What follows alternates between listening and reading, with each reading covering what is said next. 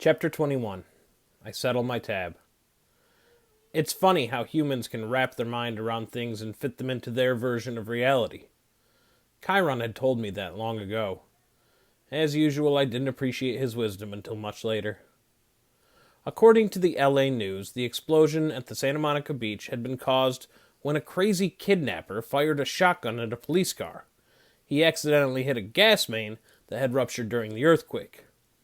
This crazy kidnapper, aka Ares, was the same man who had abducted me and two other adolescents in New York and brought us across the country on a 10-day odyssey of terror. Poor little Percy Jackson wasn't an international criminal after all. He'd caused a commotion on that Greyhound bus in New Jersey trying to get away from his captor. And afterward, witnesses would even swear they had seen the leather-clad man on the bus. Why didn't I remember him before? The crazy man had caused the explosion in the St. Louis Arch. After all, no kid could have done that. A concerned waitress in Denver had seen the man threatening his abductees outside her diner, gotten a friend to take a photo, and notified the police. Finally, brave Percy Jackson, I was beginning to like this kid, had stolen a gun from his captor in Los Angeles and battled him shotgun to rifle on the beach. Police had arrived just in time, but in the spectacular explosion, 5 police cars had been destroyed and the captor had fled. No fatalities had occurred. Percy Jackson and his 2 friends were safely in police custody. The reporters fed us this whole story. We just nodded and acted tearful and exhausted, which wasn't hard, and played victimized kids for the cameras. "All I want," I said, choking back my tears, "is to see my loving stepfather again. Every time I saw him on TV calling me a delinquent punk, I knew, somehow, we would be okay. And I know he'll want to reward each and every person in this beautiful city of Los Angeles with a free major appliance from his store. Here's the phone number." The police and reporters were so moved that they passed around the hat and raised money for 3 tickets on the next plane to New York. I knew there was no choice but to fly. I hoped Zeus would cut me some slack considering the circumstances, but it was still hard to force myself on board the flight. Takeoff was a nightmare. Every spot of turbulence was scarier than a Greek monster. I didn't unclench my hands from the armrests until we touched down safely at LaGuardia. The local press was waiting for us outside security, but we managed to evade them thanks to Annabeth, who lured them away in her invisible Yankees cap, shouting, "They're over by the frozen yogurt! Come on!" Then rejoined us back at baggage claim. We split up at the taxi stand.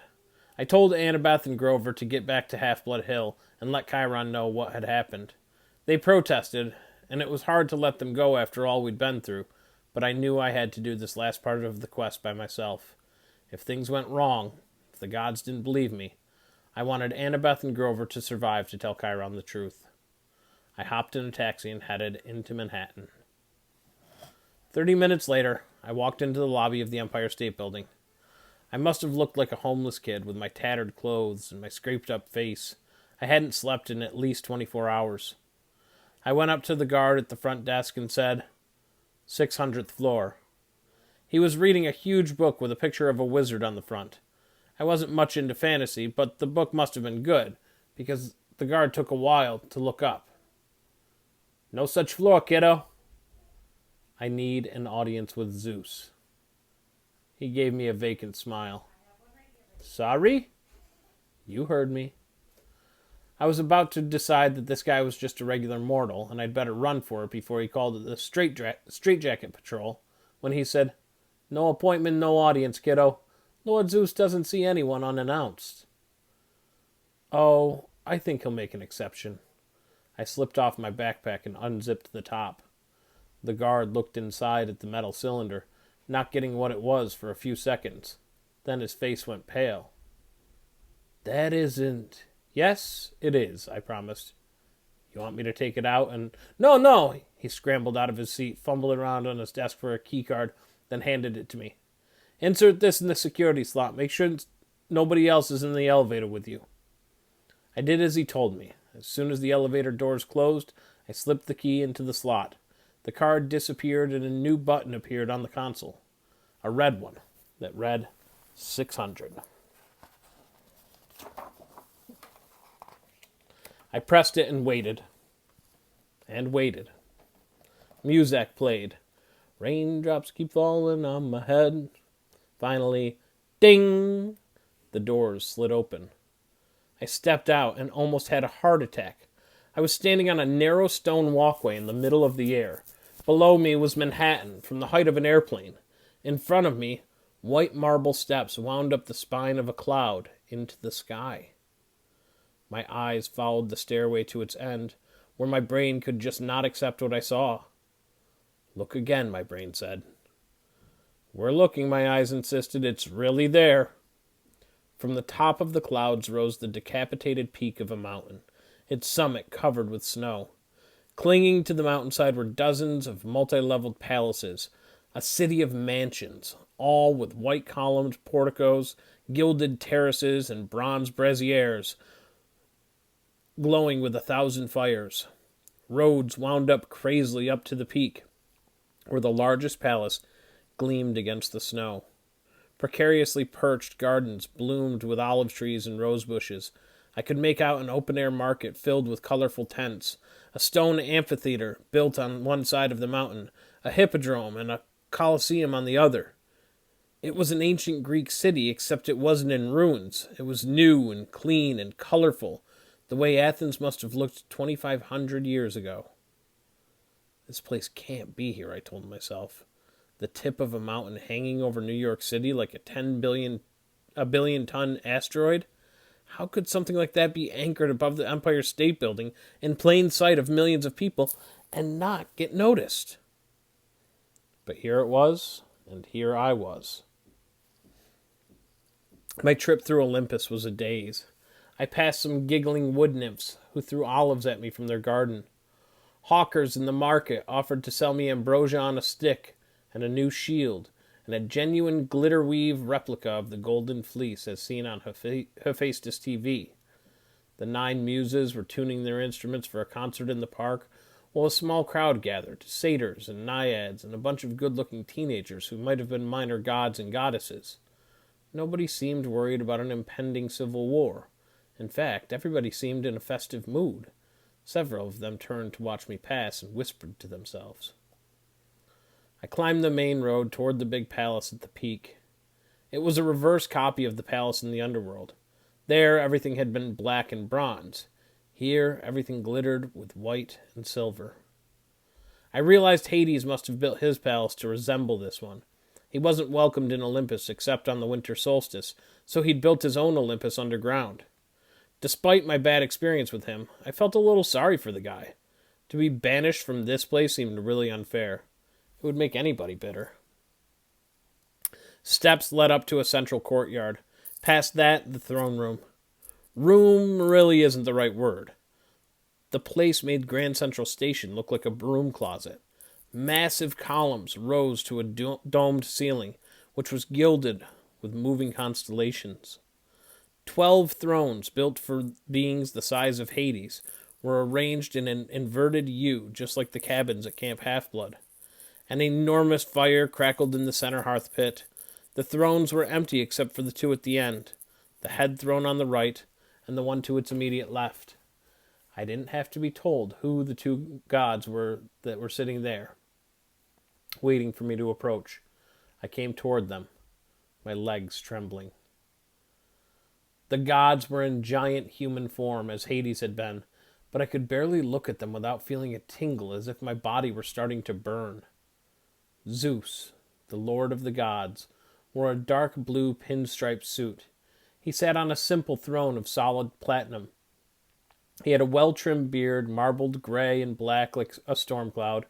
His face was proud and handsome and grim, his eyes rainy gray. As I got nearer to him, the air crackled and smelled of ozone. The god sitting next to him was his brother, without a doubt, but he was dressed very differently. He reminded me of a beachcomber from Key West. He wore leather sandals, khaki Bermuda shorts, and a Tommy Bahama shirt with coconuts and parrots all over it. His skin was deeply tanned, his hands scarred like an old-time fisherman's. His hair was dark like mine, his face had the same brooding look that had always gotten me branded as a rebel. But his eyes, sea green like mine, were surrounded by sun crinkles that told me he smiled a lot too. His throne was a deep-sea fisherman's chair. It was a simple swiveling kind, with a black leather seat and built-in holster for a fishing pole. Instead of a pole, the holster held a bronze trident, flickering with green light around the tips. The gods weren't moving or speaking, but there was tension in the air, as if they'd just finished an argument. I approached the fisherman's throne and knelt at his feet. Father, I dared not look up. My heart was racing. I could feel the energy emanating from the two gods. If I said the wrong thing, I had no doubt they could blast me into dust. To my left, Zeus spoke. Should you not address the master of this house first, boy? I kept my head down and waited. Peace, brother, Poseidon finally said. His voice stirred my oldest memories, that warm glow I remembered as a baby, the sensation of this god's hand on my forehead. The boy defers to his father. This is only right.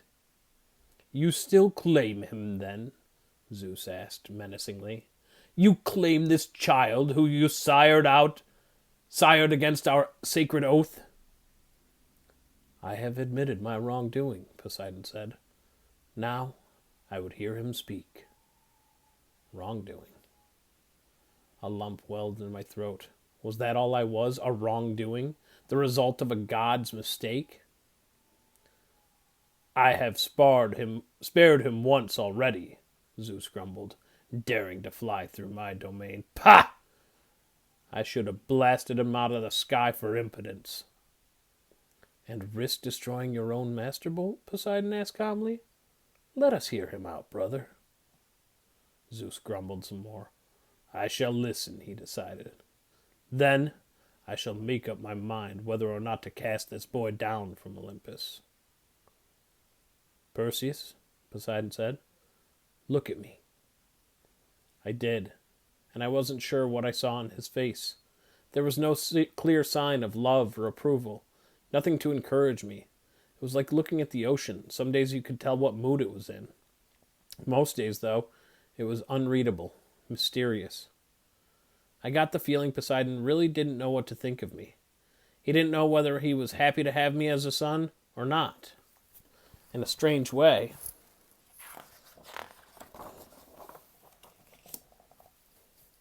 I was glad that Poseidon was so distant. If he'd tried to apologize or told me he loved me or even smiled, it would have felt fake, like a human dad making some lame excuse for not being around. I could live with that. After all, I wasn't sure about him yet either. Address Lord Zeus, boy, Poseidon told me. Tell him your story. So I told Zeus everything, just as it had happened. I took out the metal cylinder, which began sparking in the sky god's presence, and laid it at his feet. There was a long silence, broken only by the crackle of the hearth fire. Zeus opened his palm. The lightning bolt flew into it. As he closed his fists, the metallic points flared with electricity until he was holding what looked more like the classic thunderbolt, a 20-foot javelin of arcing, hissing energy that made the hairs on my scalp rise. I sense that the boy tells the truth, Zeus muttered. But that Ares would do such a thing? It is most unlike him. He is proud and impulsive, Poseidon said. Runs in the family. Lord? I asked. They both said yes. Ares didn't act alone. Someone else, something else, came up with the idea. I described my dreams and the feeling I'd had on the beach. That momentary breath of evil had seemed to stop the world and made Ares back off from killing me. In the dreams, I said, the voice told me to bring the bolt to the underworld. Ares hinted that he'd been having dreams too. I think he was being used, just as I was, to start a war. You are accusing Hades after all? Zeus asked. No, I said. I mean, Lord Zeus, I've been in the presence of Hades. This feeling on the beach was different. It was the same thing I felt when I got close to that pit. That was the entrance to Tartarus, wasn't it? Something powerful and evil is stirring down there. Something even older than the gods. Poseidon and Zeus looked at each other. They had a quick, intense discussion in ancient Greek. I only caught one word. Father. Poseidon made some kind of suggestion, but Zeus cut him off. Poseidon tried to argue. Zeus held up his hand angrily. We will speak of this no more, Zeus said. I must go personally to purify this thunderbolt in the waters of Lemnos, to remove the human taint from its metal. He rose and looked at me. His expression softened just a fraction of a degree. You have done me a service, boy. Few heroes could have accomplished as much. I had help, sir. Grover Underwood and Annabeth Chase. To show you my thanks, I shall spare your life. I do not trust you, Perseus Jackson. I do not like what your arrival means for the future of Olympus. But for the sake of peace in the family, I shall let you live. Thank you, sir. Do not presume to fly again. Do not let me find you here when I return. Otherwise you shall taste this bolt, and it shall be your last sensation. Thunder shook the palace. With a blinding flash of lightning, Zeus was gone. I was alone in the throne room with my father. Your uncle, Poseidon sighed, has always had a flair for dramatic exits. I think he would have done well as the god of theater. An uncomfortable silence. Sir, I said. What was in the pit? Poseidon regarded me. Have you not guessed? Kronos, I said. The king of the Titans. Even in the throne room of Olympus, far away from Tartarus, the name Kronos darkened the room, made the hearth fire seem not quite so warm on my back. Poseidon gripped his trident. In the first war, Percy, Zeus cut our father Kronos into 1,000 pieces, just as Kronos had done to his own father, Ouranos. Zeus cast Kronos' remains into the darkest pit of Tartarus. The Titan army was scattered, their mountain fortress on Etna destroyed, their monstrous allies driven into the farthest corners of the earth, and yet Titans cannot die any more than we gods can. Whatever is left of Kronos is still alive in some hideous way, still conscious in his eternal pain, still hungering for power. He's healing, I said. He's coming back. Poseidon shook his head. From time to time over the eons, Kronos has stirred. He enters men's nightmares and breathes evil thoughts. He wakens restless monsters from the depths. But to suggest he could rise from the pit is another thing. That's what he intends, Father. That's what he said. Poseidon was silent for a long time. Lord Zeus has closed the discussion on this matter. He will not allow talk of Kronos. You have completed your quest, child. That is all you need to do. But, I stopped myself. Arguing would do no good. It would very possibly anger the only god who I had on my side. As you wish, Father. A faint smile played on his lips. Obedience does not come naturally to you, does it? No, sir. I must take some blame for that, I suppose. The sea does not like to be restrained. He rose to his full height and took up his trident. Then he shimmered and became the size of a regular man standing directly in front of me. You must go, child, but first, know that your mother has returned. I stared at him, completely stunned. My mother? You will find her at home. Hades sent her when you recovered his helm. Even the Lord of Death pays his debts. My heart was pounding. I couldn't believe it. Would you... I wanted to ask if Poseidon would come with me to see her, but then I realized that was ridiculous. I imagined loading the god of the sea into a taxi and taking him to the Upper East Side. If he'd wanted to see my mom all these years, he would have. And there was Smelly Gabe to think about. Poseidon's eyes took on a little sadness. When you return home, Percy, you must make an important choice. You will find a package waiting in your room. A package? You will understand when you see it. No one can choose your path, Percy. You must decide. I nodded, though I didn't know what he meant. Your mother is a queen among women, Poseidon said wistfully. I had not met such a mortal woman in 1,000 years. Still, I am sorry you were born, child. I have brought you a hero's fate, and a hero's fate is never happy. It is never anything but tragic. I tried not to feel hurt.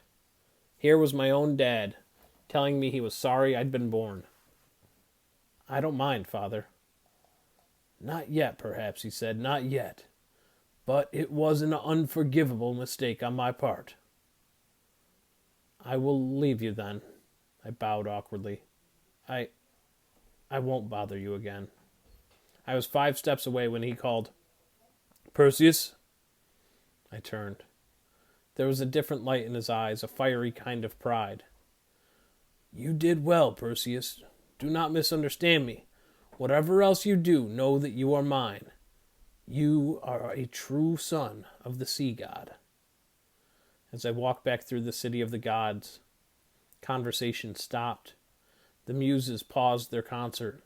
People and satyrs and naiads all turned toward me, their faces filled with respect and gratitude, and as I passed, they knelt, as if I were some kind of hero.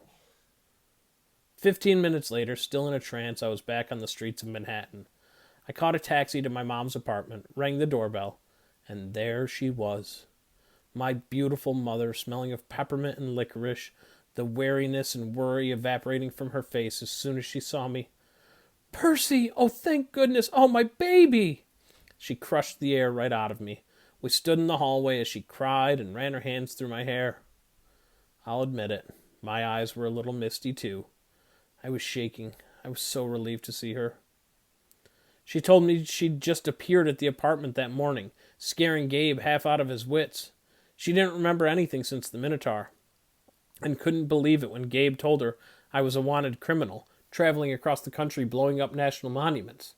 She'd been going out of her mind with worry all day because she hadn't heard the news. Gabe had forced her to go into work, saying she had a month's salary to make up, and she'd better get started. I swallowed back my anger and told her my own story. I tried to make it sound less scary than it had been, but that wasn't easy. I was just getting to the fight with Ares when Gabe's voice interrupted from the living room. Hey, Sally, that meatloaf done yet or what? She closed her eyes. He isn't going to be happy to see you, Percy. The store got 500,000 phone calls today from Los Angeles. Something about free appliances? Oh, yeah, about that. She managed a weak smile. Just don't make him angrier, all right? Come on. In the month I'd been gone, the apartment had turned into Gabe land. Garbage was ankle-deep on the carpet. The sofa had been reupholstered in beer cans. Dirty socks and underwear hung off the lampshades. Gabe and 3 of his big, goony friends were playing poker at the table. When Gabe saw me, his cigar dropped out of his mouth. His face got redder than lava. You got nerve coming here, you little punk. I thought the police...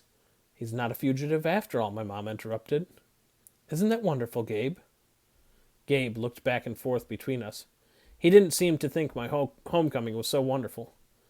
Bad enough I had to give back your life insurance money, Sally, he growled. Get me the phone. I'll call the cops.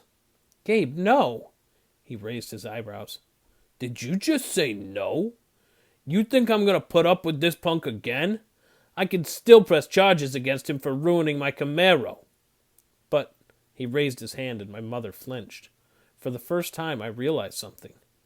Gabe had hit my mother. I didn't know when or how much, but I was sure he'd done it. Maybe it had been going on for years when I wasn't around. A balloon of anger started expanding in my chest.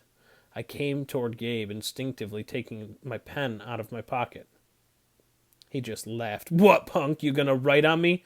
You touch me and you're going to jail forever. You understand? Hey, Gabe, his friend Eddie interrupted. He's just a kid. Gabe looked at him resentfully and mimicked in falsetto voice. Just a kid. His other friends laughed like idiots. I'll be nice to you, punk. Gabe showed me his tobacco-stained teeth. I'll give you 5 minutes to get your stuff and clear out. After that, I call the police. Gabe, my mother pleaded. He ran away, Gabe told her. Let him stay gone. I was itching to uncap Riptide, but even if I did, the blade wouldn't hurt humans. And Gabe, by the loosest definition, was human. My mother took my arm. Please, Percy, come on. We'll go to your room. I let her pull me away, my hands still trembling with rage. My room had been completely filled with Gabe's junk. There were stacks of used car batteries, a rotting bouquet of sympathy flowers with a card from somebody who'd seen his Barbara Walters interview. Gabe is just upset, honey, my mother told me. I'll talk to him later. I'm sure it will work out. Mom, it'll never work out. Not as long as Gabe's here. She wrung her hands nervously. I'll take you to work with me for the rest of the summer. In the fall, maybe there's another boarding school. Mom, she lowered her eyes. I'm trying, Percy. I need some time. A package appeared on my bed. At least I could have sworn it hadn't been there a moment before. It was a battered cardboard box, about the right size to fit a basketball. The address on the mailing slip was in my own handwriting. The Gods, Mount Olympus, 600th floor, Empire State Building, New York, New York. With best wishes, Percy Jackson. Over the top in black marker, in a man's clear, bold print, was the address of our apartment and the words, Return to Sender. Suddenly I understood what Poseidon had told me on Olympus. A package, a decision. Whatever else you do, know you are mine. You are a true son of the sea god. I looked at my mother. Mom, do you want Gabe gone? Percy, it isn't that simple. Mom, just tell me. That jerk has been hitting you. Do you want him gone or not? She hesitated, then nodded almost imperceptibly. Yes, Percy, I do. And I'm trying to get up my courage to tell him. But you can't do this for me. You can't solve my problems. I looked at the box. I could solve her problem. I wanted to slice that package open, plop it on the poker table, and take out what was inside. I could start my very own statue garden, right there in the living room. That's what a Greek hero would do in the stories, I thought. That's what Gabe deserves. But a hero story always ended in tragedy. Poseidon had told me that. I remembered the underworld. I thought about Gabe's spirit drifting forever in the fields of asphodel, or condemned to some hideous torture behind the barbed wire of the fields of punishment, an eternal poker game, sitting up to his waist in boiling oil, listening to opera music. Did I have the right to send someone there, even Gabe? A month ago I wouldn't have hesitated. Now, I can do it, I told my mom. One look inside this box and he'll never bother you again.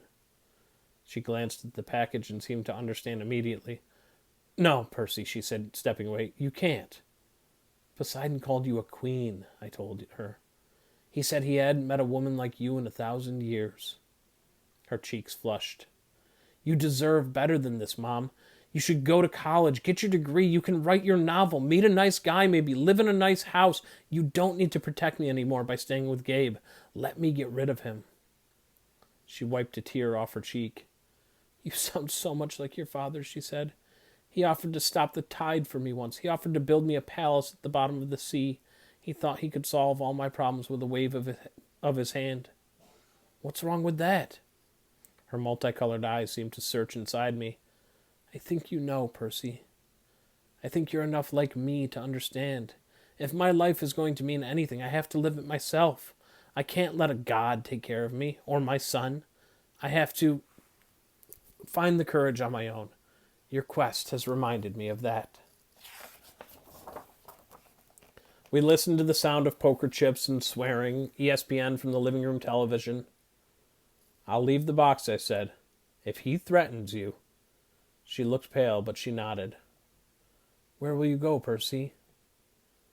Half-Blood Hill. For the summer or forever? I guess that depends. We locked eyes, and I sensed that we had an agreement. We would see how things stood at the end of the summer. She kissed my forehead. You'll be a hero, Percy. You'll be the greatest of all. I took one last look around my bedroom. I had a feeling I'd never see it again.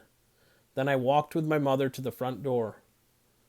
Leaving so soon, punk? Gabe called after me. Good riddance. I had one last twinge of doubt. How could I turn down the perfect chance to take revenge on him? I was leaving here without saving my mother. Hey, Sally, he yelled. What about that meatloaf, huh? A steely look of anger flared in my mother's eyes, and I thought just maybe I was leaving her in good hands after all. Her own. The meatloaf is coming right up, dear, she told Gabe. Meatloaf surprise. She looked at me and winked. The last thing I saw as the door swung closed was my mother staring at Gabe as if she were contemplating how he would look as a garden statue.